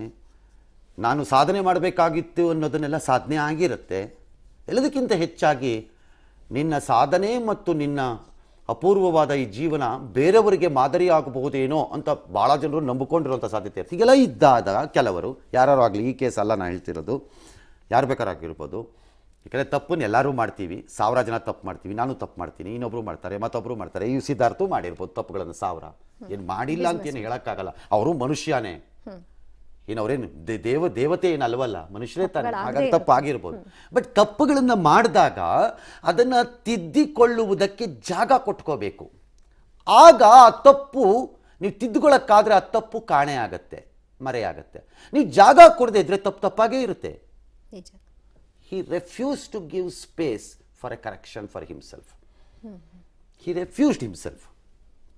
ನಾನು ಕೊಡಲ್ಲ ಅಂತಾದಾಗ ಆ ತಪ್ಪು ನಮ್ಮನ್ನು ತಿಂದು ಬಿಡುತ್ತೆ, ಅಷ್ಟೇ, ಬೇರೆ ದಾರಿನೇ ಇರಲ್ಲ, ತಿಂದು ಬಿಡುತ್ತದೆ. ಹಾಗಿದ್ರೆ ಯಾಕೆ ಹಿಂಗೆ ಮಾಡಿದ್ರು? ಅಂತಹದ್ದೇನಿತ್ತು ಜೀವನದಲ್ಲಿ? SM ಕೃಷ್ಣ ಅವರ ಅಳಿಯ ಸಿದ್ಧಾರ್ಥ ಕಳೆದ ಶನಿವಾರ ಕಾಫಿ ಡೇ ಆಡಳಿತ ಮಂಡಳಿಗೆ ಬರೆದಿದ್ರು ಎನ್ನಲಾದಂತಹ ಒಂದು ಪತ್ರ ಈಗ ಬಹಿರಂಗ ಆಗಿದೆ. ಇದರಲ್ಲಿ ತಮ್ಮ ನೋವನ್ನ ತೋಡ್ಕೊಂಡಿದ್ದಾರೆ. ಹಾಗಿದ್ರೆ ಆ ಪತ್ರದಲ್ಲಿ ಏನಿದೆ ನೋಡೋಣ. ಕಾಫಿ ಕಿಂಗ್ ಕೊನೆಯ ಪತ್ರ. ಸಂಸ್ಥೆಯ ಆಡಳಿತ ಮಂಡಳಿ ಮತ್ತು ಕಾಫಿ ಡೇ ಕುಟುಂಬಕ್ಕೆ. ಬದ್ಧತೆ ಮತ್ತು ಕಠಿಣ ಪರಿಶ್ರಮದೊಂದಿಗೆ ನಮ್ಮ ಕಂಪನಿ ಈ 37 ವರ್ಷದಲ್ಲಿ 30,000 ಉದ್ಯೋಗ ಸೃಷ್ಟಿ ಮಾಡಿದೆ. ನನ್ನ ಪಾಲುದಾರಿಕೆಯ ತಂತ್ರಜ್ಞಾನ ಸಂಸ್ಥೆಯಲ್ಲೂ 20,000 ಉದ್ಯೋಗಗಳನ್ನು ನಾನು ಒದಗಿಸಿದ್ದೇನೆ. ಆದರೆ ಲಾಭದಾಯಕ ವ್ಯಾಪಾರಿ ಮಾದರಿಯೊಂದನ್ನು ರೂಪಿಸಲು ನಾನು ವಿಫಲನಾದೆ. ಎಲ್ಲ ರೀತಿಯಲ್ಲೂ ನಾನು ಸೋತಿದ್ದೇನೆ. ನನ್ನ ಮೇಲೆ ವಿಶ್ವಾಸವಿಟ್ಟ ಎಲ್ಲರ ನಂಬಿಕೆಗಳಿಗೆ ಭಂಗ ತಂದಿದ್ದೇನೆ. ಸಂಸ್ಥೆಯಲ್ಲಿ ಹೂಡಿಕೆ ಮಾಡಿರುವ ಸಹವರ್ತಿಯೊಬ್ಬರು ನಾನು ಷೇರುಗಳನ್ನು ಮರು ಖರೀದಿ ಮಾಡಬೇಕು ಅಂತ ತೀವ್ರ ಒತ್ತಡ ಹೇರುತ್ತಿದ್ದಾರೆ. ನನ್ನ ಸ್ನೇಹಿತನಿಂದ ದೊಡ್ಡ ಮೊತ್ತದ ಹಣ ಪಡೆದು 6 ತಿಂಗಳ ಹಿಂದೆ ನಾನು ಈ ವ್ಯವಹಾರ ಮಾಡಿದ್ದೆ. ನನಗೆ ಸಾಲ ಕೊಟ್ಟಿರುವ ಇತರೆ ಕೆಲವರು ಈಗ ತೀವ್ರ ಒತ್ತಡ ಹೇರುತ್ತಿದ್ದಾರೆ. ಇದೆಲ್ಲವೂ ನನ್ನನ್ನು ಈ ಪರಿಸ್ಥಿತಿಗೆ ದೂಡಿದೆ. ನಾನು ಹಿಂದಿನಿಂದಲೂ ತೀವ್ರ ಹೋರಾಟ ಮಾಡಿಕೊಂಡು ಬಂದಿದ್ದೇನೆ. ಆದರೆ ಈಗ ಎಲ್ಲವನ್ನ ಕಳೆದುಕೊಂಡಿದ್ದೇನೆ. ಮೈಂಡ್ ಟ್ರೀ ಸಂಸ್ಥೆಯ ಮಾರಾಟ, ಕಾಫಿ ಡೇ ಮಾಲೀಕತ್ವದ ಷೇರುಗಳಿಗೆ ಸಂಬಂಧಪಟ್ಟಂತೆ ಆದಾಯ ತೆರಿಗೆ ಇಲಾಖೆಯ ಹಿಂದಿನ ಡಿಜಿಯಿಂದ ನನಗೆ ತೀವ್ರ ಕಿರುಕುಳ ಉಂಟಾಗಿತ್ತು. ಇದು ಪ್ರತಿದಿನ ವಹಿವಾಟಿಗೆ ಬೇಕಿದ್ದ ಹಣಕ್ಕೆ ಪರದಾಡುವ ಸ್ಥಿತಿ ನಿರ್ಮಿಸಿತ್ತು. ಅವರು ಏನು ಮಾಡಿದಾರೋ ಅದು ನ್ಯಾಯಸಮ್ಮತ ಅಲ್ಲ. ಹೊಸ ವ್ಯವಸ್ಥಾಪಕ ಸಮಿತಿಯೊಂದಿಗೆ ಇನ್ನು ಮುಂದೆ ಈ ಸಂಸ್ಥೆಯನ್ನ ಬಲಿಷ್ಠವಾಗಿ ನಡೆಸಿಕೊಂಡು ಹೋಗುವಂತೆ ನಾನು ತಮ್ಮಲ್ಲಿ ವಿನಂತಿಸಿಕೊಳ್ಳುತ್ತೇನೆ. ಈವರೆಗಿನ ಎಲ್ಲ ತಪ್ಪುಗಳಿಗೆ ನಾನೊಬ್ಬನೇ ಕಾರಣ. ಸಂಸ್ಥೆಯ ಎಲ್ಲ ಹಣಕಾಸು ವ್ಯವಹಾರಕ್ಕೂ ನಾನೊಬ್ಬನೇ ಹೊಣೆಗಾರ. ಈ ಹಣಕಾಸು ವ್ಯವಹಾರಗಳ ಬಗ್ಗೆ ನನ್ನ ತಂಡಕ್ಕಾಗಲಿ, ಆಡಿಟರ್ಗಳಿಗಾಗಲಿ, ಹಿರಿಯ ವ್ಯವಸ್ಥಾಪಕರಿಗಾಗಲಿ ಯಾವುದೇ ಮಾಹಿತಿ ಇಲ್ಲ. ನಾನು ಈ ಮಾಹಿತಿಯನ್ನ ನನ್ನ ಕುಟುಂಬವೂ ಸೇರಿದಂತೆ ಯಾರೊಂದಿಗೂ ಹಂಚಿಕೊಂಡಿಲ್ಲ. ವಂಚಿಸುವ ಅಥವಾ ಯಾರನ್ನಾದರೂ ದಾರಿ ತಪ್ಪಿಸುವ ಉದ್ದೇಶ ನನ್ನದಾಗಿರಲಿಲ್ಲ. ಒಬ್ಬ ಉದ್ಯಮಿಯಾಗಿ ನಾನು ಸೋತಿದ್ದೇನೆ. ನನ್ನನ್ನು ಅರ್ಥ ಮಾಡಿಕೊಳ್ಳುವಿರಿ ಎಂದು ನಾನು ಭಾವಿಸುತ್ತೇನೆ. ನನ್ನನ್ನು ಕ್ಷಮಿಸಿ. ಈ ಪತ್ರದೊಂದಿಗೆ ನನ್ನ ಆಸ್ತಿಯ ಪಟ್ಟಿ ಮತ್ತು ಅದರ ತಾತ್ಕಾಲಿಕ ಮೌಲ್ಯವನ್ನು ಉಲ್ಲೇಖಿಸುತ್ತಿದ್ದೇನೆ. ನಮ್ಮ ಸಾಲ ಮತ್ತಿತರ ಹೊಣೆಗಳಿಗೆ ಹೋಲಿಸಿದರೆ ಈ ಆಸ್ತಿಯ ಮೌಲ್ಯವೇ ಹೆಚ್ಚಾಗಿದೆ. ಎಲ್ಲರಿಗೂ ಅವರಿಗೆ ಸಲ್ಲಬೇಕಾದ ಹಣ ಹಿಂತಿರುಗಿಸಲು ನೆರವಾಗುತ್ತದೆ. ಇಂತಿ ವಿ.ಜಿ. ಸಿದ್ಧಾರ್ಥ್. ನನ್ನ ಆಸ್ತಿ ನನ್ನ ಸಾಲಕ್ಕಿಂತ ಜಾಸ್ತಿ ಇದೆ ಮೌಲ್ಯದಲ್ಲಿ ಎಂದಾಗ ಒಬ್ಬ ವ್ಯಕ್ತಿ ಯಾಕೆ ಕೆಲವು ನಿರ್ಧಾರಗಳನ್ನು ತೆಗೆದುಕೊಳ್ಳಬೇಕು? ಆಸ್ತಿಗಳಿರೋದೇ ಕಷ್ಟ ಕಾಲದಲ್ಲಿ ಮಾರಿ ಸಮಸ್ಯೆಯನ್ನು ಬಗೆಹರಿಸ್ಕೊಳ್ಳೋಕ್ಕೆ ಅಂತ ಹಿರಿಯರು ಹೇಳ್ತಾರೆ. ಹಾಗಿದ್ರೆ ಇವರು ಯಾಕೆ ಅದನ್ನು ಮಾಡಿದ್ರು? ದಿ ಟ್ರಬಲ್ ವಾಸ್, ಆಸ್ತಿ ಇತ್ತು ಅವರ ವಾದದ ಪ್ರಕಾರ, ಆದರೆ ಆಸ್ತಿಗಳನ್ನು ಮಾರಲಿಕ್ಕೆ ಜಾಗನೇ ಕೊಡಲಿಲ್ಲ ಅಂತ. ಅದಕ್ಕೆಲ್ಲ ತಡೆದ್ರು. ತಡೆಯದೆ ಹೋಗಿದ್ರೆ ಆಟೋಮೆಟಿಕ್ ಆಗಿ ಆಸ್ತಿಗಳ ಮಾರಾಟ ಆಗ್ತಿತ್ತು, ಪ್ರಾಬ್ಲಮ್ ಸಾಲ್ವ್ ಆಗ್ತಿತ್ತು. ಜಾಗನೇ ಕೊಡಲಿಲ್ಲ. ಏನದು ಆರೋಪ? ಒಂದು ಅವರ ಪತ್ರದಿಂದ ಬಂದಿರೋದು, ಐಟಿಯ ಹಿಂದಿನ ಡಿಜಿಯಿಂದ ಕಿರುಕುಳ. ಯಾರು? ಬಾಲಕೃಷ್ಣನ್ ಅಂತ ಒಬ್ಬರು. ನಾಳೆ ಏನೋ ರಿಟೈರ್ಮೆಂಟ್ ಅಂತೆ ಆ ಆಫೀಸರ್ಗೆ. ಅವರ ಕಿರುಕುಳ 2 ಬಾರಿ ಮೈಂಡ್ ಟ್ರೀಯಲ್ಲಿದ್ದಂಥ ನಾನು ಹೊಂದಿದ್ದ ಶೇರನ್ನ ಜಪ್ತಿ ಮಾಡಿತ್ತು ಐ.ಟಿ. ಇಲಾಖೆ ಅಂತ. ಬಲ್ಲವರು ಅಥವಾ ಅವರ ವ್ಯವಹಾರವನ್ನು ಅರಿತವರು ಹೇಳೋದು, ನಾಳೆ ಬೆಳಿಗ್ಗೆ ಆ ಮೈಂಡ್ ಟ್ರೀ ಆ ಕಂಪನಿಯ ಶೇರುಗಳನ್ನು ಮಾರಕ್ಕೆ ಒಪ್ಪಂದ ಆಗಬೇಕು ಅಂತಂದರೆ ಹಿಂದಿನ ದಿನ ಅದಕ್ಕೆ ತಡೆಯನ್ನು ಆದಾಯ ತೆರಿಗೆ ಇಲಾಖೆ ತಂದುಬಿಡ್ತು. ಆದಾಯ ತೆರಿಗೆ ಇಲಾಖೆಗೆ ಬರಬೇಕಾಗಿದ್ದು ಏನು ದೊಡ್ಡ ಮೊತ್ತ ಅಲ್ಲ, ಆದರೆ ಆ ಮೊತ್ತಕ್ಕೆ 10 ಪಟ್ಟು ದೊಡ್ಡ ಮೊತ್ತಕ್ಕೆ ತಡೆ ಕೊಟ್ಬಿಟ್ರು. ಇದರಿಂದ ಅವರ ಮಾರಾಟ ಆಗದೆ 1,000 ಕೋಟಿನ ಲಾಸ್ ಮಾಡ್ಕೊಳ್ಳೋಂಗಾಯಿತು. ಅದನ್ನು ಮ್ಯಾನೇಜ್ ಮಾಡೋಕ್ಕೆ ಇನ್ನೆಲ್ಲ ದುಡ್ಡು, ಅದನ್ನು ಮ್ಯಾನೇಜ್ ಮಾಡೋಕ್ಕೆ ಇನ್ನೆಲ್ಲ ದುಡ್ಡು ತಗೊಳ್ಕೊತಾ ಹೋದರು. ಈ ಜಪ್ತಿಯಿಂದ ನನಗೆ ಮಾರಾಟಕ್ಕೆ ತೊಂದರೆ ಆಯಿತು, ಅಡ್ಡಿ ಮಾಡಿಬಿಟ್ರು. ಆಮೇಲೆ ಆದಾಯ ತೆರಿಗೆ ಇಲಾಖೆ ಯಾಕದನ್ನು ಜಪ್ತಿ ಮಾಡ್ತು, ಯಾವ ಕಾರಣಗಳಿಗೆ, ಮತ್ತು ಯಾಕದನ್ನು ಬಿಟ್ಕೊಡ್ತು ಅನ್ನೋದು ನನಗೂ ಅರ್ಥವಾಗಿಲ್ಲ. ಅದು ನಾನು ಕೇಳಿದೆ ಯಾರನ್ನ, ಜಪ್ತಿ ಮಾಡಿದ್ಮೇಲೆ ಯಾಕೆ ಬಿಟ್ಕೊಟ್ರು ಹಂಗಾರೆ ಆಮೇಲೆ ಅಂತ. ಗೊತ್ತಿಲ್ಲಪ್ಪ ಅಂತಂದ್ರು.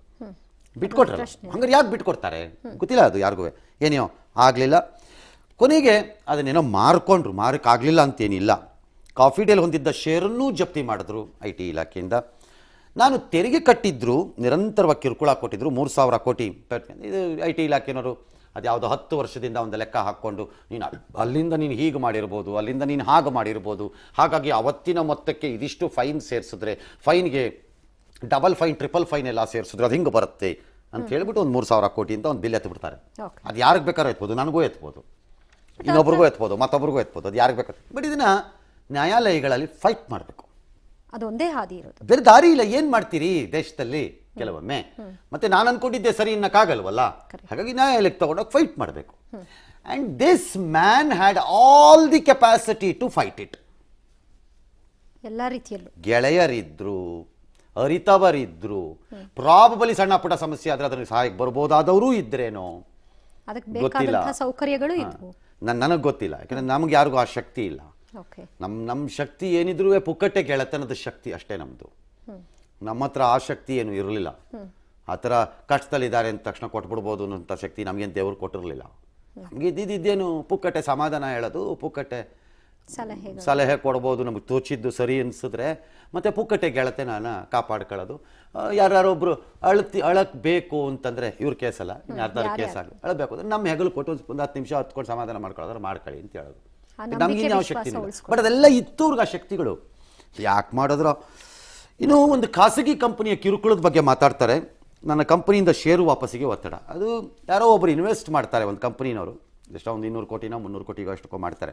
ಆ ಶೇರ್ನ ನೀವು ಖರೀದಿ ವಾಪಸ್ ಮಾಡಲೇಬೇಕು ಅಂತ ವಿಪರೀತ ಒತ್ತಡಗಳು ಬರುತ್ತವೆ ಅನ್ನೋದು ಎಗೈನ್ ಅವರನ್ನ ಬಲ್ಲವರು ಹೇಳೋದು.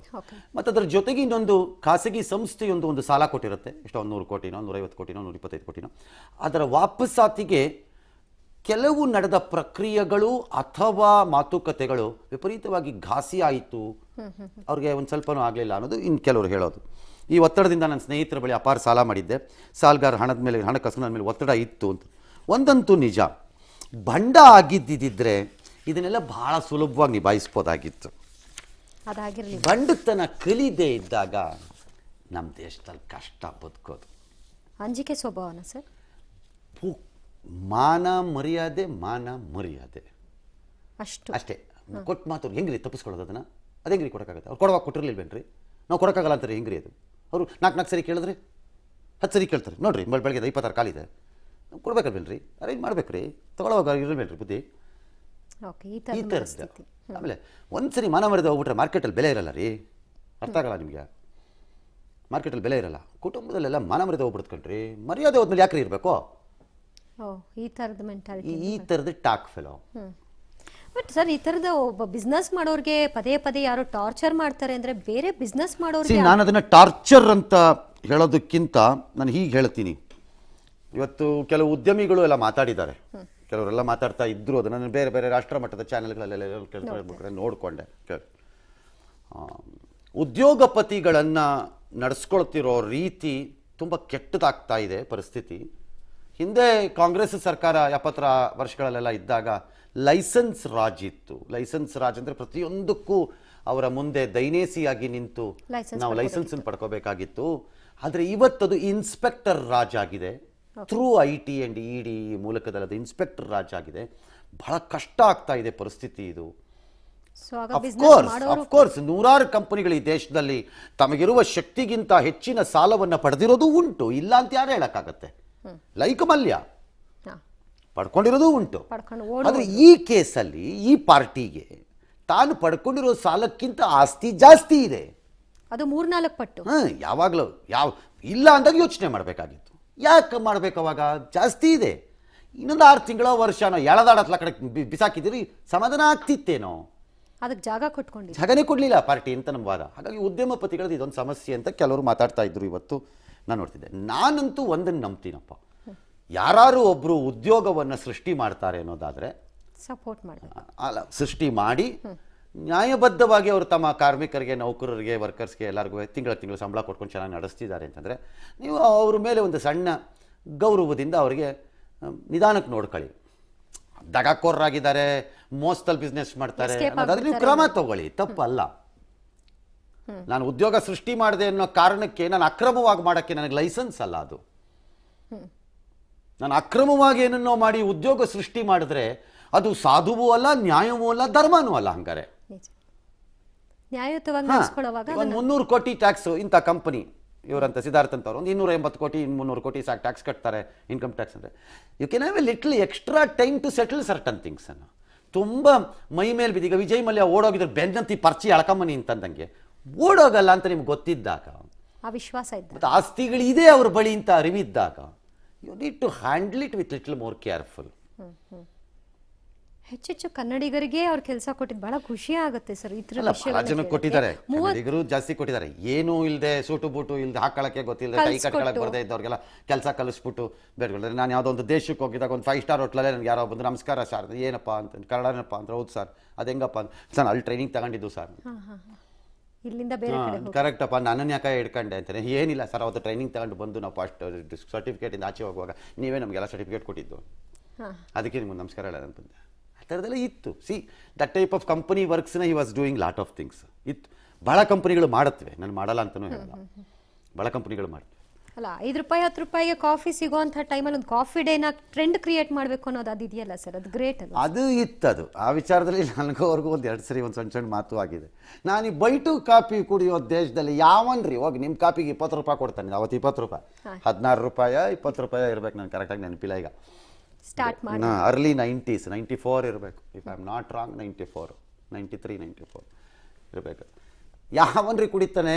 ನಮ್ಮ ಜನ ಓಟ್ ತೊಳಿಕ್ ಹೋಗ್ಬಿಟ್ಟು ಬೈಟಿಗೆ ಕಾಪಿ ಕೇಳೋ ಗಿರಾಕಿಗಳು, ಓ ಬಂದ್ಬಿಟ್ಟು ನಿಮಗೆ ಅದೇನೇನೋ ಹಿಂಗೆಲ್ಲ ಹಾಕೊಟ್ಬಿಡ್ತೀರಂತೆ ಕೊಡ್ಬಿಡ್ದಂತವ್ರೆ ಅಂತಂತ. ರೀ But ಅದನ್ನ ದೇಶ challenge ಹೆಂಗ್ ಬೆಳೆಯತ್ತೆ ಅನ್ನೋದು ನಿಮ್ಗೆ ಗೊತ್ತಿಲ್ಲ, ಹೋಗ್ರಿ. ದೂರದೃಷ್ಟಿ ದೇಶ ಹೆಂಗ್ ಬೆಳೆಯುತ್ತೆ ಅನ್ನೋದೇ ಗೊತ್ತಿಲ್ಲ. ಲಿಬರಲೈಸೇಷನ್ ಆಗಿದೆ ರೀ, ಉದಾರೀಕರಣ ಬಂದಿದೆ, ಜನರ ಹತ್ರ ದುಡ್ಡು ಸೇರತ್ರಿ. ಈಗ ಮಿಡ್ಲ್ ಕ್ಲಾಸ್ ಎಲ್ಲ ಮೇಲಕ್ಕೆ ಬರ್ತಾರೆ ರೀ, ಅವ್ರ ಆಸ್ಪಿರೇಷನ್ಸ್ ಎಲ್ಲ ಚೇಂಜ್ ಆಗತ್ತೆ ರೀ. ನೀವು ನೋಡ್ತಾ ಇರಿ. ಅದಕ್ಕಿಂತ ಇಂಪಾರ್ಟೆಂಟ್ ರೀ, ನಿಮ್ಗೊಂದು ದಿನ ಮೀಟಿಂಗ್ ಮಾಡಬೇಕು ಅಂತಂದ್ರೆ ಎಲ್ರಿ ಇದೆ ಜಾಗ ಬೆಂಗಳೂರಲ್ಲಿ? ಅದೊಂದು ಎಲ್ರಿ ಇದೆ ಒಂದು ಮೀಟಿಂಗ್ ಜಾಗ ಬೆಂಗಳೂರಲ್ಲಿ? ಅಲ್ಲಿ ಬಂದು ಕೂತಾಗ ಹೋಟ್ಲಲ್ಲ ಒಂದು ಬಂದು ಪಕ್ಕ ನಿಂತ್ಕೊಂಡು ನೀನು ಯಾವಾಗ ಹೇಳ್ತೀಯ ನಂಗೆ ಕೇಳಂಗಿರ್ಬಾರ್ದು ಕಣ್ರಿ. ಕೂಲಾಗಿ ಅವ್ನು ಎಷ್ಟೊತ್ತಾರು ಕೂತ್ಕೊಳ್ಳಿ, 2 ಕಾಪಿ ಕೊಡ್ಬಿಟ್ಟು ಕೂತ್ಕೊಳ್ಳಿ ಬಿಡ್ರಿ. ಆ ಜಾಗ ಮಾಡ್ಬೇಕ್ರಿ ಒಂದು. ಓಕೆ, ಈ ಥರದ್ದು ಅದು ವರ್ಕ್ ಆಯಿತು, ಅದು ವರ್ಕ್ ಆಯ್ತದು. ಆಗಲ್ಲ ಅನ್ನೋದನ್ನ ಆಗಿ ತೋರಿಸಿದ್ರು. ಈಗ ಬಂದಿರುವ ಮಾಹಿತಿಗಳ ಪ್ರಕಾರ ಶೋಧ ಕಾರ್ಯವನ್ನೆಲ್ಲ ನಿಲ್ಲಿಸಿದ್ದಾರೆ. ಬಿಕಾಸ್ ಭಾಳ ಭಾರಿ ಪ್ರಮಾಣದಲ್ಲಿ ನೀರು ಬರ್ತಾ ಇದೆಯಂತೆ ನದಿಯಿಂದ. ಹಾಗಾಗಿ ಎಲ್ಲ ಕಾರ್ಯಗಳನ್ನು ಸ್ಥಗಿತಗೊಳಿಸಿ ಮುಂಜಾನೆ 6 ಗಂಟೆಗೆ ಅದನ್ನು ಪ್ರಾರಂಭ ಮಾಡುವಂತಹ ಇಂಗಿತವನ್ನು ಅಧಿಕಾರಿಗಳು ವ್ಯಕ್ತಪಡಿಸಿದ್ದಾರೆ. ಆಲ್ ರೈಟ್, ಮುಂದಕ್ಕೆ ಹೋಗೋಣ. ಹಾಂ ಸರ್. ನಾನು ಒಂದನ್ನು ಹೇಳ್ಬಿಟ್ಟು ಮುಂದಕ್ಕೆ ಹೋಗ್ತೀನಿ.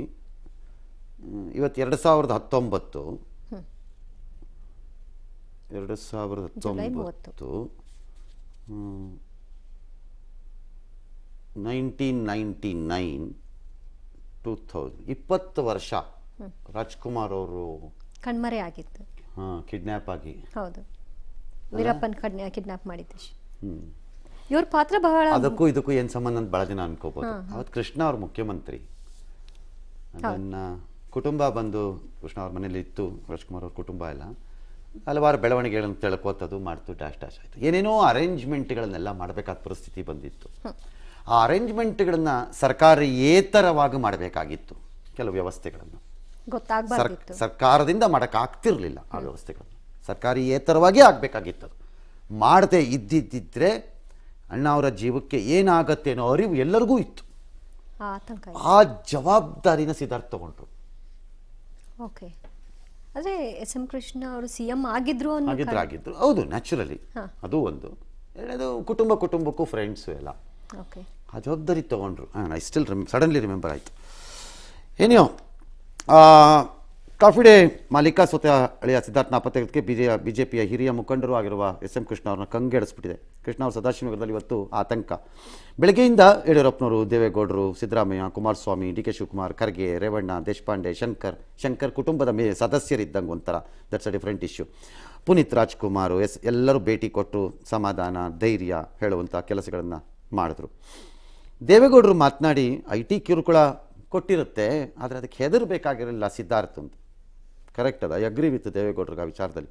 ಯಾಕಂದರೆ ದೇವೇಗೌಡರು ಸಿದ್ಧಾರ್ಥ ಸಂಬಂಧನೂ ಅಷ್ಟೇ ಹಳೆಯದೇನೆ. ಅದನ್ನು ಭಾಳ ಜನಕ್ಕೆ ಅದು ಅರಿವಿಲ್ಲದ ಒಂದು ಸಂಬಂಧ. ಅವರೊಮ್ಮೆ ಯಾವಾಗಲೂ ಹಿಂದೆ ಚುನಾವಣೆ ನಿಂತಾಗ ಡ್ಯಾಶ್ ಡ್ಯಾಶ್ ಡ್ಯಾಶ್.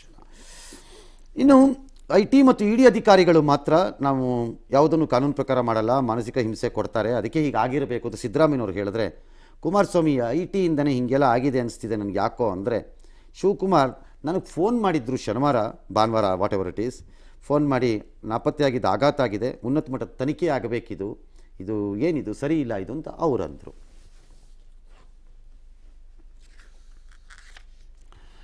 ಶುಕ್ರವಾರ ಮೈಸೂರಿಗೆ ಹೋಗಿದ್ದಾರೆ, ಶನಿವಾರ ವಾಪಸ್ ಬಂದಿದ್ದಾರೆ, ಆಫೀಸ್ಗೂ ಹೋಗಿದ್ದಾರೆ, ಬಂದಿದ್ದಾರೆ, ಭಾನುವಾರ ಮನೇಲೇ ಉಳ್ಕೊಂಡಿದ್ದಾರೆ. ಇಲ್ಲಿ ಮತ್ತೆ ಸೋಮವಾರ ಹೊರಟಿರೋದು. ಸೋಮವಾರ ಬೆಳಗ್ಗೆ ಆಫೀಸ್ಗೆ ಹೋಗಿ ಆಮೇಲೆ ಹೋಗಿರೋದು. ಹೌದು. ಬಟ್ ಆ ಕಾಗದ 27ಕ್ಕೆ ಸೈನ್ ಹಾಕ್ದಂಗಿದೆ. ಹೌದು, 2 ದಿನ. ಆದಾಯ ತೆರಿಗೆ ಇಲಾಖೆ ಸಹಿನೇ ಅವ್ರದ್ದೆಲ್ಲ ನಮಗೇನೋ ಮ್ಯಾಚ್ ಆಗ್ತಿಲ್ಲ ಅಂತಿದ್ದಾರಂತೆ. ಪ್ಲಸ್ ಅದೇನೇನೋ ಬೇರೆ ಬೇರೆ ಆರೋಪ ಇತ್ತು ಅವ್ರ ಮೇಲೆಲ್ಲ, ಹಂಗಾಗಿ ನಾವು ತನಿಖೆ ಮಾಡ್ತಾ ಇದ್ವಿ, ನ್ಯಾಯಬದ್ಧವಾಗಿ ಮಾಡ್ತಾ ಇದ್ವಿ ಅಂತ. ಫೇರ್ ಎನಫ್, ತಪ್ಪಿಲ್ಲ. ಯಾರು ತಪ್ಪು ಮಾಡಿದರೆ ಅದಕ್ಕೆ ತಕ್ಕಂಥ ಶಿಕ್ಷೆಯನ್ನು ಕಾನೂನಾತ್ಮಕವಾಗಿ ನೀವು ತಗೋಬೇಕಷ್ಟೇ. ಅದಕ್ಕೆ ಹರಾಜು ಮಾಡಿದ್ರೆ ಏನು ಪ್ರಯೋಜನ? ಕಟ್ ಹಾಕೋ ರೀತಿ ಪ್ರಯೋಜನ ಇಲ್ಲ, ತಗೋಬೇಕು. ಏನು ಹವಾಲ ಅಂದರೆ ಕೇಸ್ ಬುಕ್ ಮಾಡಿ ಒಳಗೆ ಹಾಕೊಳ್ಳಿ. ಯಾರು ಬೇಡ ಅಂದಿರೋರು, ಅದನ್ನ ಮೀರಿ ಯಾರು ಬೇಡ ಅನ್ನೋಕ್ಕಾಗುತ್ತೆ. ಹಿಂದೇನು ಇದೇನು ಫಸ್ಟ್ ಟೈಮ್ ಮಾತ್ರ ಆರೋಪಗಳೇನೇನೋ ನೀವು ಮಾಡಿರೋದು, ಬೇರೆ ಬೇರೆ ಆರೋಪಗಳನ್ನು, ಸ್ವಜನ ಪಕ್ಷಪಾತ ಅಂತನೋ, ಯಾರ್ದು ಲಾಭ ಪಡ್ಕೊಂಡ್ರು ಅಂತನೋ ಹಲವಾರು ಆರೋಪಗಳು ಹಿಂದೆ ಎಲ್ಲ ಬಂದಾಗ ಅದನ್ನು ಫೇಸ್ ಮಾಡಬೇಕು. ಬಟ್ ಟ್ಯಾಕ್ಸೇ ಕಟ್ಟದೇ ಇರೋರ್ಗೆ ಅವ್ರಿಗೆ ಸರ್, ಇವ್ರು ಟ್ಯಾಕ್ಸ್ ಎಲ್ಲ ಮಾಡ್ಕೊಂಡು ಹಾಗಲ್ಲ, ಕಟ್ಟದೇ ಇರೋರ್ನ ಬಿಟ್ಬಿಡ್ಬೇಕು, ಕಟ್ಟವ್ರೆಲ್ಲರೂ ಸರಿ ಅಂತನೋ ಅಲ್ಲದೆ ಇರ್ಬೋದು. All right, that's all okay. ನೀವು ನಿಮ್ಮ ಡಿಪಾರ್ಟ್ಮೆಂಟ್ ಡ್ಯೂಟಿ ಮಾಡ್ಕೊಳ್ಳಿ ಬೇಕಾರೆ. But why harassment to anybody ಅನ್ನೋ ಕ್ವಶನ್ ಇದು ಅಷ್ಟೇ. ನೀವು ನಿಮ್ಮ ಡಿಪಾರ್ಟ್ಮೆಂಟ್ ಕೆಲಸ ನೀವು ಮಾಡಲೇಬೇಕು. ಒಳ್ಳೆ ಕತೆ ಆಯ್ತಲ್ಲ. ನೀವು ಮಾಡಬಾರ್ದು ಅನ್ನೋಕ್ಕಾದ್ರೆ ಆ ಡಿಪಾರ್ಟ್ಮೆಂಟ್ ಯಾಕೆ ಬೇಕು ಅಂತಾರೆ ನಾಳೆ. ಅದಕ್ಕೂ ಒಂದು ರೀತಿ ಯಾರ್ದೋ ಮನೆಯಲ್ಲಿ ಕಾಗದ ಪತ್ರ ಸಿಕ್ಕಿದೆ ಅಂತ ಎಲ್ಲ ಬಂತಂತೆ, ಅವ್ರದ್ದು ಒಂದು ಪ್ರಕಟಣೆಯಲ್ಲೆಲ್ಲೋ ಇಲ್ಲ. ಕಾಗದ ಪತ್ರ ಯಾರದ್ದೋ ಮನೇಲಿ ಸಿಕ್ಕಿದ್ರೆ ಸಿಕ್ಕಿದ್ದವ್ರ ಮನೆಯವ್ರಿಗೆ ಏನು ಮಾಡಿದಿರಿ ಫಸ್ಟ್ ಹೇಳಿ, ಆಮೇಲೆ ಆ ಮನೇಲಿ ಸಿಕ್ತವ್ರ ಕತೆ ನೋಡಲ್ಲ. ನಿಜ. ಏನೇ ಮಾಡೋಲ್ಲ. ಈಗ ಹವಾಲ ಅಂದರೆ ಅವೆಲ್ಲರೂ ಒಳಗೆ ಹಾಕ್ಬೇಕಪ್ಪ, ಒಳಗೆ ಕತೆ ಆಯ್ತಲ್ಲ. ಡೌಟೇ ಇಲ್ಲ. ಈಗ ಇಷ್ಟು ತಿಂಗಳು ಸುಮ್ಮನೆ ಕುತ್ಕೊಂಬಿಟ್ಟು ಯಾವ್ದು ಹವಾಲನೂ ಇಲ್ಲ ಟಾಕಲಿ, ಈಗ ಹವಾಲ ಅಂತಾರೆ ಏನು ಅನ್ನಿಸ್ಬೇಕು ಯಾರಿಗಾರು? ಅವ್ರು ಇಷ್ಟಪಡೋರ್ಗೋ ಪ್ರೀತಿಸೋರು ಯಾರದೇ ಮನೆ ಆಗಲಿ, ಫರ್ಗೆಟ್ ದಿಸ್ ಕೇಸ್. ಬೇಕಂತಲೇ ಅಂತ ಒಂದು ಡೌಟ್. ಏನೇ ಮುಂದಕ್ಕೆ ಹೋಗೋಣ. ಸ್ಟಿಲ್ ನೀವು ಬಟ್ ಆರೋಪ ಬಂದರೂ ಬರುತ್ತೆ, ಬಂದಿದೆ, ಇವ್ರ ಮೇಲೂ ಬಂದಿದೆ, ಏನು ಬಂದಿಲ್ವಾ? ಸಿದ್ಧಾರ್ಥ್ ಮೇಲೂ ಬಂದಿದೆ, ತರಾವರಿ ಆರೋಪಗಳು ಬಂದಿವ್ಯಪ್ಪ. ಎಸ್ಟೇಟ್ನ ಒತ್ತುವರಿ ಆಯಿತು ಅನ್ನೋ ಆರೋಪದಿಂದ ಹಿಡಿದು ಕಾಫಿ ಡೇಗೆ ಪೆಟ್ರೋಲ್ ಪಂಪ್ಗಳಲ್ಲಿ ಜಾಗ ಬಂದಿದ್ದು ಹೇಗೆ ಅನ್ನೋದ್ರವರೆಗೂ ಆರೋಪಗಳು ಬಂದಿವೆ. ಎಕ್ಸಾಕ್ಟ್ಲಿ ಬಂದಿವೆ. ಅದಕ್ಕೆಲ್ಲ ಉತ್ತರ ಕೊಡ್ಲಿಲ್ವಾ ಕೂತ್ಕೊಂಡು? ಅದಕ್ಕೊಂದು ಜಾಗ ಮಾಡ್ಕೊಡ್ಬೇಕಷ್ಟೇ. ಸಿದ್ಧಾರ್ಥ್ ಆತ್ಮಹತ್ಯೆ ಮಾಡಿಕೊಳ್ಳೋಕೆ ಸಾಧ್ಯನೇ ಇಲ್ಲ. ಅವರು ಸುರಕ್ಷಿತವಾಗಿ ವಾಪಸ್ ಬರ್ತಾರೆ ಅಂತ ಅವರ ಸಂಬಂಧಿಕರ ವಿಶ್ವಾಸದ ಮಾತುಗಳಿದು.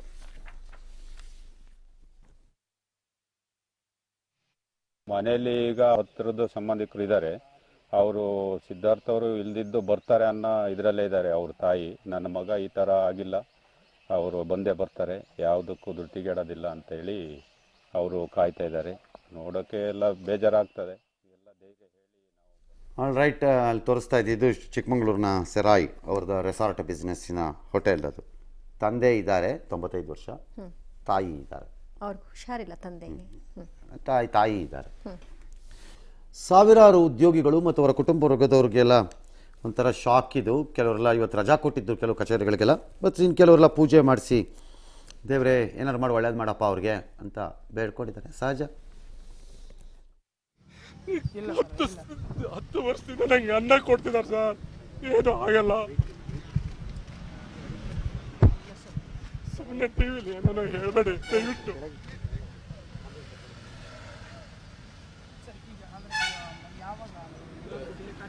ಕಾರ್ಮಿಕರಿಗೆ ಯಾವುದೇ ತೊಂದರೆ ಆಗಲ್ಲ ಸರ್. ಇನ್ನು ನಮ್ಗೆ ಯಾವುದೇ ಥರದ IR ಆಫೀಸರಿಂದ ಚಿಕ್ಕಮಂಗ್ಳೂರನ್ನ ಚೇಂಜ್ ಮಾಡಬೇಕು, ನಮ್ಮ ಹೆಡ್ ಕ್ವಾರ್ಟರ್ಸ್ನ ಯಾವಾಗಲೂ ಚಿಕ್ಕಮಂಗ್ಳೂರಿಗೆ ಹಾಕ್ಬಿಡ್ಬೇಕು. ಚಿಕ್ಕಮಂಗ್ಳೂರನ್ನ ಬೆಳೆಸ್ಬೇಕ್ರಿ ಅಂತ. ಅದ್ಯಾಕ್ರಿ ಬೆಂಗಳೂರಲ್ಲಿ ಬನ್ನಿರಿ ಅಲ್ರಿ, ಚಿಕ್ಕಮಂಗ್ಳೂರು ಬೆಳೆಸ್ಬೇಕ್ರಿ. ಚಿಕ್ಕಮಂಗ್ಳೂರಿಗೆ ಎಲ್ಲ ಶಿಫ್ಟ್ ಮಾಡಿಬಿಡ್ಬೇಕು. ಹೆಡ್ ಕ್ವಾರ್ಟರ್ಸ್ ಕೇಂದ್ರ ಕಚೇರಿ ಎಲ್ಲ ಅಲ್ಲಿ ಹೋಗ್ಬಿಡ್ಬೇಕು, ಫುಲ್ ಅಲ್ಲಿ ಕಟ್ಟಬೇಕು ನಾವು. ಇಂಟರ್ನ್ಯಾಷನಲ್ ಆಸ್ಪತ್ರೆ ಮಾಡಬೇಕು ಅನ್ನೋದು ಒಂದಿತ್ತು. ಅದು ಅಲ್ಲೇ ಆಂಬಿ ಸ್ಕೂಲ್ ಇದ್ದಿದ್ದು ಅಲ್ಲೇ, ಅದು ಇದ್ದಿದ್ದಲ್ಲೇ, ಕಾಫಿ ಬಿಸ್ನೆಸ್ ಸಂಸ್ಕರಣಾ ಕೇಂದ್ರ ಇದ್ದಿದ್ದು ಅಲ್ಲೇ, ಫರ್ನಿಚರ್ ಬಿಸ್ನೆಸ್ ಇದ್ದಿದ್ದು ಅಲ್ಲೇ, ಎಲ್ಲ ಅಲ್ಲೇ. ತೋಟಗಳು ಎಲ್ಲ ಚಿಕ್ಕಮಂಗ್ಳೂರೇ, ಎಲ್ಲ ತೋಟಗಳು ಚಿಕ್ಕಮಂಗ್ಳೂರೇ. ಸಿದ್ಧಾರ್ಥ್ ಅವರು ಆರ್ಥಿಕ ಸಮಸ್ಯೆಯಿಂದ ಕುಗ್ಗಿ ಹೋಗಿದ್ರು, ಹೀಗಾಗಿ ಅವರು ಸಾಲವನ್ನ ಮಾಡ್ಕೊಂಡಿದ್ರು ಅನ್ನೋದು ಆಪ್ತರ ಮಾಹಿತಿ. ಅವರ ಸಾಲ ಎಷ್ಟಿತ್ತು, ಆಸ್ತಿಯ ಮೌಲ್ಯ ಎಷ್ಟು ನೋಡೋಣ. ಅವ್ರನ್ನ ಆರ್ಥಿಕ ಸಮಸ್ಯೆ ಕಾಡ್ತಾ ಅನ್ನೋದು ಕೆಲವರು ಪ್ರಶ್ನೆ. ಕಾಡಿರ್ಬೋದು.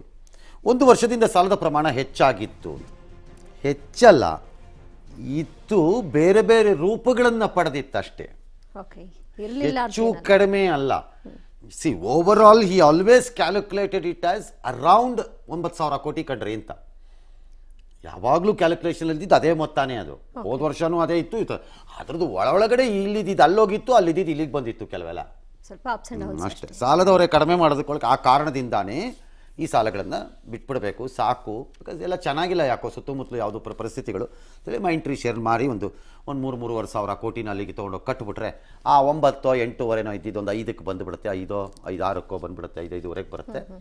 ಇನ್ನು ಉಳಿದಿದ್ದನ್ನು ಅಲ್ಲಿ ಬೆಂಗಳೂರಿನಲ್ಲಿರೋ ಇನ್ನೊಂದು ಗ್ಲೋಬಲ್ ಟೆಕ್ ಪಾರ್ಕ್ ಒಂದಿತ್ತು, ತಂತ್ರಜ್ಞಾನದ ಕೇಂದ್ರ ಒಂದು, ಅದನ್ನೊಂದನ್ನು ಮಾರ್ಬಿಡೋದು ಅಂತಿತ್ತು. ಈಗ ಮತ್ತೆ ಪ್ಲ್ಯಾನ್ ಮಾಡಿದ್ರಂತೆ ಮಾರ್ತೀನಿ ಅಂತ.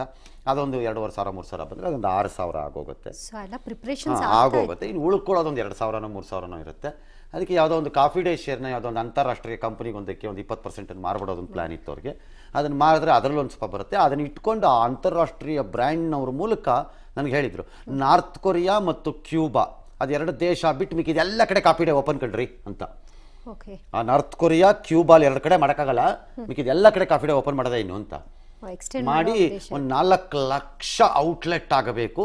ಆಗ ಸ್ಟಾರ್ಬಕ್ಸ್ ಅಮೇರಿಕಕ್ಕೆ ಕಾಂಪಿಟೇಷನ್ ಮಾಡ್ಬೋದ್ರಿ ಅಂತ ಪ್ಲ್ಯಾನು. 18-17 ಸಾವಿರ ಎಕರೆ ಕಾಫಿ ತೋಟ, ದಕ್ಷಿಣ ಏಷ್ಯಾಗೆ ಅತಿ ಹೆಚ್ಚು. ಹೌದು, ಅತಿ ಹೆಚ್ಚು ಸಿಂಗಲ್ ಓನರ್ಶಿಪ್ಪಲ್ಲಿ, ಸಿಂಗಲ್ ಹ್ಯಾಂಡ್ಲಿಂಗಲ್ಲಿ ಏನೋ ಇತ್ತು ಅದು. ಏನೋ ಹಾಗಾಗಿ ಶೇರ್ಗಳನ್ನ ಮಾರಿದ್ರು. ಒಂದು 6,500-7,000 ಕೋಟಿನಲ್ಲಿ ಒಂದು 3,500 ಕೋಟಿನ ತೀರಿಸ್ಕೊಂಡಿದ್ರು. ಕಾಫಿ ಡೇಗೆ ಆದಾಯ ಇದೆ, ಇಲ್ಲ ಅಂತೇನಿಲ್ಲ, 1800 ಕೋಟಿ ಕಾಫಿ ಡೇ ಆದಾಯ ಇದ್ರು, ಸಾಲ ಒಂದು 3-3.5 ಕೋಟಿವರೆಗೂ ಇತ್ತು. ತೀರ್ಸಕ್ಕೆ ಜಾಗ ಇತ್ತು ಅಂತ ಪ್ರಶ್ನೆ ಈಗೆಲ್ಲರಿಗೂ. ಆಸ್ತಿಗಳ ಮೌಲ್ಯ ನೋಡಿದ್ರೆ ತೀರ್ಸಕ್ಕೆ ಜಾಗ ಇತ್ತು, ಬೇಕಾದಷ್ಟಿತ್ತು ಜಾಗ, ಆಸ್ತಿಗಳ ಮೌಲ್ಯ. ಓಕೆ, ಅವ್ರು ಮಾಡಿದ್ದ ಆಸ್ತಿ ಸಾಲಕ್ಕಿಂತ ಆಸ್ತಿ ಮೌಲ್ಯ 4 ಪಟ್ಟು ಹೆಚ್ಚಿತ್ತು. ಸುಮಾರು ಅವ್ರ ಆಸ್ತಿ ಮೌಲ್ಯ ಒಂದು 22,000 ಅಂತ ಮಾರ್ಕೆಟ್ನಲ್ಲಿ ಬಲ್ಲವರು ಹೇಳ್ತಾರೆ. ಇನ್ನು ಕಾಫಿ ಡೇದು ಒಂದೇ ಒಂದು 7,000-8,000 ಕೋಟಿ ಮೌಲ್ಯ. ಅದು ಕಾಫಿ ತೋಟ 12,000 ಎಕರೆ ಡೈರೆಕ್ಟ್ ಓನರ್ಶಿಪ್ಪಲ್ಲಿ, ಅದರದ್ದು ಒಂದು 2,000 ಕೋಟಿ. ಮೈಸೂರು ಮತ್ತು ಮಂಗಳೂರು ರಸ್ತೆಯಲ್ಲಿ ಇದ್ದಂತಹ ಅದೇ ನಾನು ಟೆಕ್ ಪಾರ್ಕ್ ಅಂತ ಏನು ಹೇಳಿದೆ, ಅದೊಂದು 4,000 ಕೋಟಿ. ಸಿಕಾಲ್ ಲಾಜಿಸ್ಟಿಕ್ಸ್ ಅಂದರೆ ಈ ಟ್ರಾನ್ಸ್ಪೋರ್ಟ್ ಕಂಪನಿ, ಇದನ್ನೆಲ್ಲ ಟ್ರಾನ್ಸ್ಪೋರ್ಟ್ ಮಾಡುವಂಥದ್ದು, ಅದೊಂದು 1,000 ಕೋಟಿ. ವೇ ಟು ವೆಲ್ತ್ ಷೇರು ವ್ಯವಹಾರಗಳನ್ನು ಪ್ರಾರಂಭ ಮಾಡಿದ್ದಕ್ಕೆ, which actually started as A Sivan securities ಅಂತ ಸ್ಟಾರ್ಟ್ ಆಯಿತು. ಅದನ್ನು ಆಮೇಲೆ ವೇ ಟು ವೆಲ್ತ್ ಅಂತ ಮಾಡ್ಕೊಂಡ್ರು. ಬಟ್ ಸಿವನ್ ಸೆಕ್ಯೂರಿಟಿನೂ ಉಳ್ಕೊಂಡಿತ್ತು ಪೇಪರ್ನಲ್ಲಿ ಅಟ್ಲೀಸ್ಟು, ಅದರದ್ದೊಂದು 400 ಕೋಟಿ. ITTIAM ಅಲ್ಲಿ ಒಂದು 140 ಕೋಟಿ. ಮ್ಯಾಗ್ನಸಾಫ್ಟ್ ಕಂಪನಿಯಲ್ಲಿ ಪ್ರತಿದಿನ 100 ಕೋಟಿ ಶೇರ್ ವ್ಯವಹಾರ ಅಂತಾರೆ. ಅದು 100 ಕೋಟಿ ಶೇರ್ ವ್ಯವಹಾರ ಅಲ್ಲ, ಅದು ಕಮಾಡಿಟಿ ಟ್ರೇಡಿಂಗಲ್ಲಿ. ಇನ್ನು ಸೆರಾಯ್ ಹೆಸರಿನಲ್ಲಿ ಒಂದು 4 ರೆಸಾರ್ಟ್ಗಳಿದ್ವು, ಕಬಿನಿ, ಬಂಡೀಪುರ, ಚಿಕ್ಕಮಗಳೂರು, ಅಂಡಮಾನ್ನಲ್ಲಿ ಮತ್ತು ಶ್ರೀಲಂಕಾನಲ್ಲಿ. ಕಾಫಿ ತೋಟದಲ್ಲಿ ಇದ್ದಿದ್ದ ಸಿಲ್ವರ್ ಓಕು ಮರಗಳ ಬೆಲೆನೇ ಸುಮಾರು 1,000 ಕೋಟಿ, 9 ಲಕ್ಷ ಮರ. ಸಿಲ್ವರ್ ಓಕ್ ಬಿಟ್ಟು ಉಳಿದ ಮರಗಳ ಬೆಲೆ ಸುಮಾರು 1,000-1,300 ಕೋಟಿ. ಇದೆಲ್ಲ ಅವ್ರ ಹತ್ರ ಇತ್ತು. ಇದ್ಮೇಲೂ ಯಾಕೆ ಮಾಡಿದ್ರು? ಅದೇ ಪ್ರಶ್ನೆ. ಭಾಳ ಸರಳ ಪ್ರಶ್ನೆ. ಹಲವಾರು ಸಮಸ್ಯೆ ಇತ್ತು, ಅವ್ರಿಗೆ ಇರಲಿಲ್ಲ ಅಂತಲ್ಲ. ಸಾಲಗಳು ನಿನ್ನೆ ಬಂದಿರೋದು ಅಲ್ಲ, 3 ವರ್ಷದಿಂದನೇ 4 ವರ್ಷದಿಂದನೂ ಬಂದಿರೋ ಸಾಲಗಳೇ. ಏನೇನು ಯಾವುದು ನೆನ್ನೆ ಸಾಲ ಬಂದಿಲ್ಲ ಅವು. ಅದ್ರಲ್ಲಿ ಕೆಲವು ಹೊತ್ತಿಗಳು ತಗೊಂಡಿರ್ಬೋದು, ಕೆಲವನ್ನ 6 ತಿಂಗಳಿಂದ ತೊಗೊಂಡಿರ್ಬೋದು ಅಷ್ಟೇ. ಎಲ್ಲ ಸಾಲನೂ ಇತ್ತು. ಆದರೆ ಆ ಎಲ್ಲವೂ ಒಮ್ಮೆಲೆ ಅಟ್ಯಾಕನ್ನು ಸ್ಟಾರ್ಟ್ ಆಯಿತು. ಈ IT ಗಲಾಟೆಗಳ ಪ್ರಾರಂಭ ಆದ ಮೇಲೆ ದ ವೇ ಅದು ನಡೆದಿದ್ದ ರೀತಿನಲ್ಲಿ, ಯಾವ್ಯಾವುದೋ ಬ್ಯಾಕ್ಗೆ ಹೋದಾಗ ಏನೇನೋ ಬಂದಿದ್ದು ಅದರಲ್ಲಿ ಆ ಥರದ್ದೆಲ್ಲ ಆಗ್ಬಿಡ್ತದೋ. ಪ್ಲಸ್ ಆ ಮೈಂಟ್ರಿ ಇದನ್ನು ಇದು ಮಾಡಿದಾಗ, ಏನು ಜಪ್ತಿ ಮಾಡಿಬಿಟ್ಟಾಗ ಸ್ವಲ್ಪ ಕುಸ್ತೋದ್ರು. ಇದರ ಮಧ್ಯದಲ್ಲಿ ಖಾಸಗಿಯಾಗಿ ತಂದ ಸಾಲಗಳದ್ದು ಒತ್ತಡ ಹೆಚ್ಚಿದಾದಾಗ ಏನಾಯಿತು ಅಂತಂದರೆ ಬಲೂನು ಬರ್ಸ್ಟ್ ಆಗ್ಬಿಡ್ತು. ಅಲ್ಲಿವರೆಗೂ ಅದು ಗಾಳಿ ತುಂಬ್ಕೊಂಡು ಕೂತಿತ್ತು. ಅದೆಲ್ಲ ಒಂದೇ ಸರಿ ಬಂದು ಹೊಡಿತೋ ಇಲ್ವೋ ಪಟಕ್ ಅಂದ್ಬಿಡ್ತು ಬಲೂನ್. ಅಷ್ಟು ಯಾಕೆ ಮಾಡಿದ್ರು ಅಂದರೆ ಆ ಸ್ಪಾರ್ಕ್ ಅದು ಅಂತ ಅನ್ಸತ್ತೆ ನನಗೆ. ಯಾವುದೋ ಒಂದು ಪೇಮೆಂಟೋ 2 ಪೇಮೆಂಟ್ನೋ ಕೊಡೋಕ್ಕಾಗ್ತಾ ಇಲ್ಲ, ಮರ್ಯಾದೆ ಹೋಗ್ಬಿಡುತ್ತೆ, ಇನ್ನೂ ಆಗಲ್ಲ, ಇದು ನನ್ನ ಕೈ ತಡ್ಕೊಳಕ್ಕೆ ಒಂದು ಸ್ಪಾರ್ಕ್ ಆಯಿತು.